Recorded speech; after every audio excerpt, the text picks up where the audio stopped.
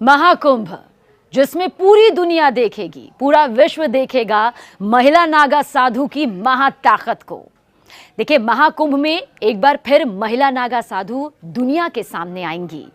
मगर क्या आप ये जानते हैं कि महिलाएं नागा साधु आखिर कैसे बनती हैं? इनकी महिमा क्या है, इनकी महाताकत क्या है? क्योंकि नागा साधुओं को तो आपने कई बार देखा होगा, लेकिन क्या आपने कभी किसी महिला नागा साधु को देखा है? बहुत से लोगों का जवाब इसमें होगा नहीं। लेकिन इनकी महाताकत से आज हम आपको रूबरू करवाएंगे, क्योंकि महिला नागा साधु लोगों के सामने दरअसल बेहद कम आती हैं। आमतौर पर उन्हें महाकुंभ के दौरान ही देखा जा सकता है। आखिर ऐसा क्यों है, किस लिए है, इसके पीछे की वजह क्या है, यह आपको जरूर बताएंगे। ये भी बताएंगे कि महिला नागा साधु आखिर रहती कहां पर हैं, क्यों वो दिखाई नहीं देती, लेकिन महाकुंभ उनके बिना अब अधूरा नजर आता है। महिला नागा साधु का पता जानने से पहले ये जान लेना बेहद जरूरी है कि आखिर महिलाएं नागा साधु बनती कैसे हैं। क्या हर कोई महिला नागा साधु बन सकती है? क्या अगर ईश्वर के प्रति, भगवान के प्रति एक आस्था जग जाए तो यूं ही नागा साधु बना जा सकता है? ये प्रक्रिया बहुत मुश्किल होती है और हैरान करने वाली होती है। तो आइए आपको बताते हैं चरणबद्ध तरीके से कि आखिर महिला नागा साधु कैसे बना जाता है। लेकिन उससे पहले कुछ और तथ्यों के बारे में भी यहाँ पर जान लेते हैं। देखिए, जिस तरह से पुरुष नागा साधु होते हैं ना, ठीक उसी तरह से महिला नागा साधु भी होती हैं। पुरुषों की तरह महिलाएं भी नागा साधु बनती हैं। महिला नागा साधु बनना बिल्कुल आसान नहीं होता। कहा जाता है कि महिला नागा साधु बनने की जो राह होती है वो बेहद कठिन होती है। महिलाओं के नागा साधु बनने की प्रक्रिया बहुत मुश्किल होती है। जितना सरल ये आपको लग सकता है, उससे कई गुना एक प्रक्रिया है जिसका सामना महिलाओं को नागा साधु बनने के लिए करना ही होता है। ये बहुत कठिन, बहुत मुश्किल राह होती है। जो इसे पार कर लेता है वही महिला नागा साधु बन पाता है। महिला नागा साधु बेहद मुश्किल, कठिन तप करती हैं। महिला नागा साधु का सारा जीवन ईश्वर के लिए, परमात्मा के लिए, भगवान के लिए समर्पित हो जाता है। देखिए, महिला नागा साधु बाहरी दुनिया में बहुत ही कम दिखाई देती हैं। महिला नागा साधु दरअसल जंगलों और अखाड़ों में रहती हैं। ये सुनने में आपको अटपटा लग रहा होगा, लेकिन हकीकत यही है। ये कई सालों तक कठिन तपस्या करती है, कठिन तप में डूबी रहती हैं। सनातन धर्म में, हिंदू धर्म में पुरुषों की तरह ही महिलाएं भी नागा साधु बनती हैं, इसमें कोई दो राय नहीं। अगर कोई महिला नागा साधु बनना चाहती है, उसकी अंतरात्मा ये कहती है कि वो नागा साधु बनना चाहती है, तो सबसे पहले बेहद कड़े नियमों का पालन उसे कड़े तरीके से करना ही होता है। यहां तक कि उन्हें भी सांसारिक मोह माया जो है उसका त्याग करना पड़ता है। और किन नियमों का पालन करना पड़ता है? देखिए, ये वो नियम है जो हर एक महिला नागा साधु को करना पड़ता है। किसी महिला के मन में अगर नागा साधु बनने की इच्छा प्रज्वलित होती है, उसे लगता है कि वो भी नागा साधु बनना चाहती है, तो उसके लिए पहले 6 से 12 वर्ष तक ब्रह्मचर्य का पालन करना होता है। यह आवश्यक माना जाता है। जो महिला ऐसा करने में सफलता प्राप्त कर लेती है, कामयाब हो जाती है, अपने मन पर काबू पा लेती है, अपनी काम वासना पर पूरी तरह से काबू पा लेती है, तो उसे गुरुओं की ओर से नागा साधु बनने की अनुमति मिल जाती है। जो महिला नागा साधु बनती है, उसके पिछले जीवन के बारे में पूरी जानकारी ली जाती है। ऐसा नहीं है कि अगर किसी के मन में नागा साधु बनने की इच्छा जागी है तो उसका जीवन कैसे रहा है, अब तक उसकी परवरिश कैसे हुई है, उसके जीवन में उसके पारिवारिक तौर पर क्या कुछ जानकारी है, वो सब पूरी तरह से जुटाई जाती है। साथ ही जो महिला नागा साधु बनती है ना, उसे अपने गुरुओं को अपनी योग्यता का विश्वास दिलाना पड़ता है। दरअसल नागा एक तरह की पदवी होती है। वैष्णव, शैव और उदासीन अखाड़े नागा साधुओं की होते हैं। अखाड़ों के बारे में हमने आपको पहले भी जानकारी दी है, आगे भी जानकारी देंगे, लेकिन एक बार फिर बता देते हैं। वैष्णव, शैव और उदासीन अखाड़े नागा साधुओं के ही होते हैं। और इतना ही नहीं, एक और खास बात, अपना ही पिंडदान जीते जी करना होता है। महिला नागा साधु तभी बन पाती हैं, पहले अपना उन्हें सिर मुंडवा दिया जाता है, यानी कि पहला जो होता है सबसे पहले उनके बालों को कटवा दिया जाता है, क्योंकि कहते हैं ना कि एक महिला का सबसे बड़ा आभूषण उसके बाल होते हैं, इसलिए सबसे पहले इस मोह को त्यागा जाता है। नागा साधु बनने का सबसे अहम पड़ाव है पिंडदान करना। महिला नागा साधु बनने के लिए जीते जी महिला को अपना पिंडदान करा दिया जाता है, यानी कि उसे हर तरह के मोह से दूर रहना पड़ता है। पिंडदान के बाद महिला को उस जीवन से पूरी तरह से मुक्ति मिल जाती है और उसके बाद ही महिला नागा साधु ये स्वीकार करती है कि अब से वो आध्यात्म के सफर पर निकल पड़ी है। अब से उसका पूरा जीवन जो है वो परमात्मा के चरणों में ही रहेगा, वो परमात्मा के लिए ही जिएगी और परमात्मा में ही लीन हो जाएगी। अब उसका सारा जीवन उस ईश्वरीय शक्ति को समर्पित होता है। अब महिला नागा साधु को लेकर कुछ और भी सवाल है, क्योंकि दरअसल नागा साधु जो होते हैं वो नग्न होते हैं, लेकिन महिला नागा साधु गेरुआ वस्त्र पहनती हैं। पुरुष नागा साधु तो नग्न में रहते हैं, लेकिन महिला नागा साधुओं को गेरुआ वस्त्र धारण करने की इजाजत होती है। लेकिन वो वस्त्र ध्यान से कहीं से भी सिला नहीं होता, यानी कि इसमें भी नियमों का पालन होता है। जैसे कि हम और आप जो कपड़े पहनते हैं वो सिले हुए होते हैं, उन्हें हम अपने हिसाब से अपने अनुरूप बना सकते हैं, लेकिन महिला नागा साधु किसी भी तरह से सिले हुए कपड़े नहीं पहनती हैं। और महिला साधुओं के माथे में, यानी कि महिला नागा साधुओं के माथे पर एक तिलक होता है और वो भी अपने पूरे शरीर पर भस्म लगाती हैं, जैसा कि नागा साधु करते हैं, बिल्कुल वैसे ही। लेकिन जगह पर, अलग जगह पर उनका जो विशेष स्नान होता है वो किया जाता है। महिला नागा साधु बेहद सादा जीवन जीती हैं, साथ ही साथ एक लंबा और बगैर सिला गेरुआ वस्त्र पहनती है, जैसा हमने आपको पहले भी बताया। और इसके साथ ही उनके माथे पर तिलक भी होता है, पूरे शरीर पर भस्म होता है। और इतना भी बता दें, नागा साधु, चाहे वो महिला नागा साधु हो या पुरुष नागा साधु हो, वो किसी भी दूसरे व्यक्ति के समक्ष अपना सिर कभी नहीं झुकाते और ना ही किसी की निंदा करते हैं, लेकिन उनका सिर आशीर्वाद लेने के लिए केवल वरिष्ठ सन्यासियों के समक्ष ही झुकता है। इन सभी का पालन एक नागा साधु को आजीवन करना होता है, यानी कि जब तक वो इस मनुष्य जीवन में है उसका पालन उसे अपने अंतिम सांस तक करना होगा।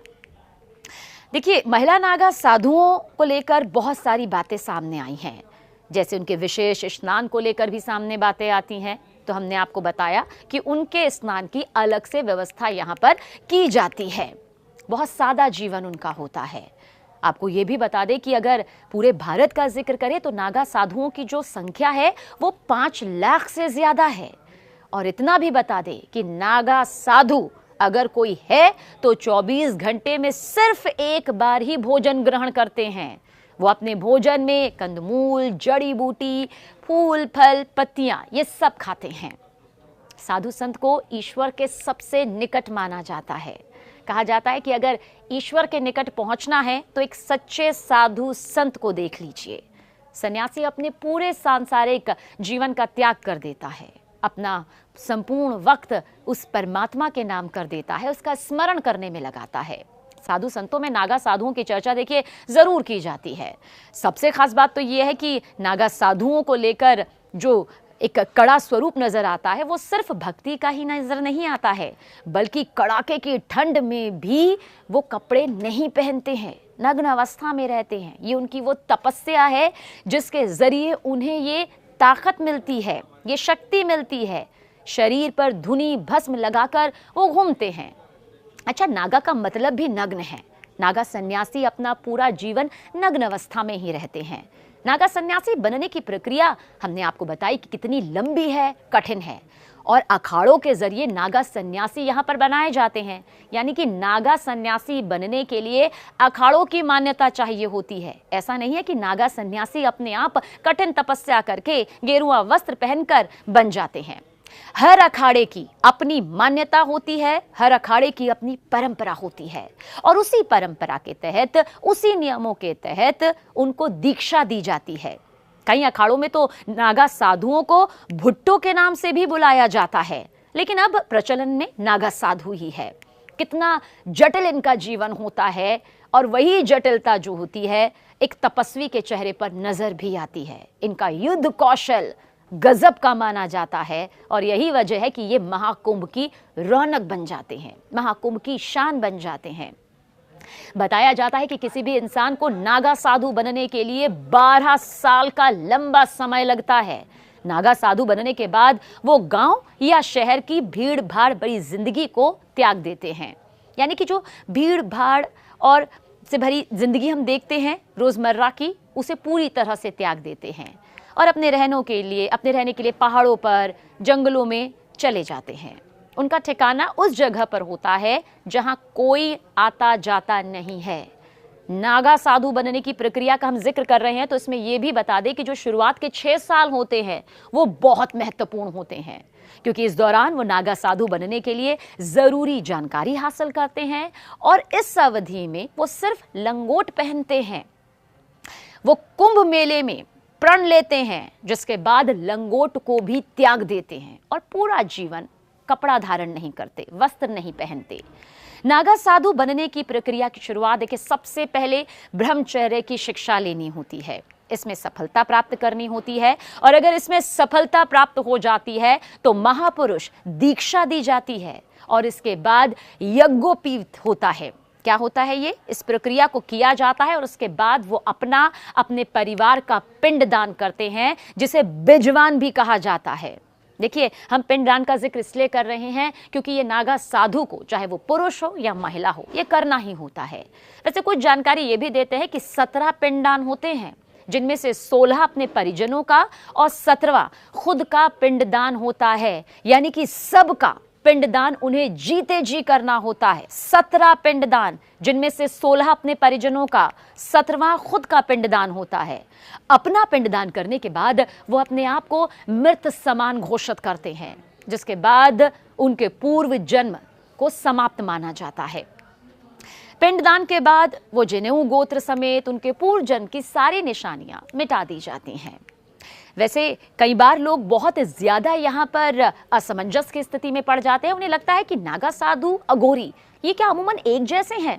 तो देखिए, वैसे तो हम महिला नागा साधु का जिक्र कर रहे हैं, लेकिन ये जानकारी भी आप तक पहुंचाते हैं। देखिए, अघोरी जहां तंत्र साधना करते हैं, एकांत में रहते हैं, तो वही नागा साधु मंत्र साधना और योग करते हैं। समझिए, अघोरी तंत्र साधना करते हैं, वहीं पर नागा साधु जो हैं वो मंत्र साधना करते हैं, योग करते हैं, और सामाजिक स्तर पर नागा साधु काफी सक्रिय रहते हैं। वो धर्म की रक्षा के लिए प्रतिबद्ध रहते हैं और समय आने पर युद्ध तक के लिए तैयार हो जाते हैं। इन्हें युद्ध कला में पारंगत माना जाता है। अखाड़ों का जिक्र हमने किया तो इस समय 13 प्रमुख अखाड़े हैं, जिनमें प्रत्येक में शीर्ष महंत आसीन होते हैं। इनमें 7 वैष्णव सन्यासी, 3 बैरागी वैष्णव और 3 उदासीन सांप्रदाय के हैं। शैव सन्यासी सांप्रदाय के 7 अखाड़े हैं। संतों के 13 अखाड़ों में 7 अखाड़े ही नागा साधु बनाते हैं। हमने इसलिए अखाड़ों का जिक्र किया कि संतों के 13 अखाड़ों में 7 अखाड़े ही नागा साधु बनाते हैं। अब ये कौन से हैं? ये हैं जूना, महानिर्वाणी, निरंजनी, अटल, अग्नि, आनंद और आह्वान अखाड़ा। देखिए, नागा साधु बनने की प्रक्रिया हमने आपको यहाँ पर बताई। नागा साधु का रहन सहन कैसा होता है ये भी आपको बताया। नागा साधु की तपस्या कैसी होती है इसकी भी जानकारी दी। लेकिन नागा साधु एक तरह से सैन्य पंथ है, यानी कि युद्ध करने वाला। सिर्फ तपस्या करने वाला तपस्वी ही नहीं, बल्कि युद्ध करने वाला, वक्त आने पर अपना युद्ध कौशल दिखाने वाला। और वो एक सैन्य रेजिमेंट की तरह बंटकर रहते हैं और अपने त्रिशूल, तलवार, शंख, चिलम से इस दर्जे को दर्शाते भी हैं। देखिए, नागा साधु जो हैं वो कुंभ महाकुंभ के अवसर पर ही दिखाई देते हैं। कुंभ मेले में नागा साधुओं को लेकर खास आकर्षण भी रहता है और भारतीयों के साथ ही जो विदेशी श्रद्धालु आते हैं, विदेशी सैलानी आते हैं, इन्हें जानने की चाह उनमें भी उतनी ही नजर आती है। दिगंबर का मतलब आपको बताते हैं कैसे ये इससे कनेक्ट हो जाता है। दिगंबर का मतलब जो आकाश को ही अपना वस्त्र मानते हों, यानी जिन्हें लगता हो कि ये पूरा आकाश जो है ना, वही उनका वस्त्र है, वही कपड़ा है, वही उनका शरण है। कपड़ों के नाम पर पूरे शरीर पर धुनी की राख लपेटे नागा साधु कुंभ मेले में विशेष स्नान के समय ही खुलकर सामने आते हैं और विशेष स्नान, जिसे शाही स्नान कहते हैं, समय समय पर अपनी मंडली के साथ आचार्य महामंडलेश्वर श्री महंत के रथों की अगुवाई करते हुए शाही स्नान कर पुण्य प्राप्त करते हैं। वैसे ये भी बता दें कि राजा भी नागा साधुओं का सहयोग लेते थे। विदेशी आक्रमण की स्थिति में, विदेशी आक्रमण के हालात में कई बार ऐसा हुआ जब राजा महाराजा भी अखाड़ों के नागा साधुओं का सहयोग लिया करते थे। इतिहास में ऐसे कई युद्धों का बखान भी मिलता है, जिक्र मिलता है, जिनमें 40,000 से ज्यादा नागा योद्धाओं ने हिस्सा लिया, अपना युद्ध कौशल दिखाया। अहमद शाह अब्दाली के मथुरा वृंदावन के बाद गोकुल पर आक्रमण करने पर नागा साधुओं ने मुकाबला करके गोकुल की, कहा जाता है कि, रक्षा की थी। भारत की आजादी के बाद इन अखाड़ों ने अपना सैन्य चरित्र त्याग दिया, लेकिन अखाड़ों के प्रमुखों ने भारतीय संस्कृति और दर्शन के सनातनी मूल्यों का अध्ययन किया, अनुपालन किया और संयमित जीवन व्यतीत करने का आदेश दिया। कोई भी अखाड़ा, चाहे वो कोई भी अखाड़ा हो, अच्छी तरह, पूरी तरह जांच पड़ताल करके ही योग्य व्यक्ति को ही प्रवेश देता है। सबसे पहले लंबे समय तक ब्रह्मचारी के रूप में रहना होता है, फिर उसे महापुरुष, फिर उसे अवधूत बनाया जाता है। अंतिम प्रक्रिया महाकुंभ के दौरान होती है, जिसमें उसका खुद का पिंडदान यानी कि दंडी संस्कार आदि कराया जाता है, जिसे हमने बताया बिजवान भी कहा जाता है। और अंतिम परीक्षा दिगंबर और फिर श्री दिगंबर की होती है। दिगंबर नागा एक लंगोटी धारण कर सकता है, लेकिन श्री दिगंबर को बगैर कपड़े के रहना होता है। एक बार फिर से बताते हैं, अंतिम परीक्षा होती है नागा साधुओं की दिगंबर और फिर श्री दिगंबर की। दिगंबर यानी नागा एक लंगोट धारण कर सकता है, लेकिन श्री दिगंबर को बगैर कपड़े के रहना होता है और वो इस पूरे आकाश को ही अपना वस्त्र मानता है। तो देखा, जिन नागा साधुओं को आप देखते हैं महाकुंभ में, वो महज सिर्फ साधु नहीं है, उनके पीछे की तपस्या, उनके पीछे की कहानी नहीं, बल्कि हकीकत कितनी ज्यादा मजबूत है। और ऐसे ही महिला नागा साधु को भी इसी प्रक्रिया से गुजरना पड़ता है। तो इस बार जब महाकुंभ में आप महिला नागा साधु और नागा साधुओं के दर्शन करें, तो महज दर्शन के तौर पर ना करें, बल्कि समझिए कि आखिर कितनी कड़ी तपस्या और 12 साल का जो लंबा सफर रहा, उसके बाद तैयार होते हैं ये नागा साधु।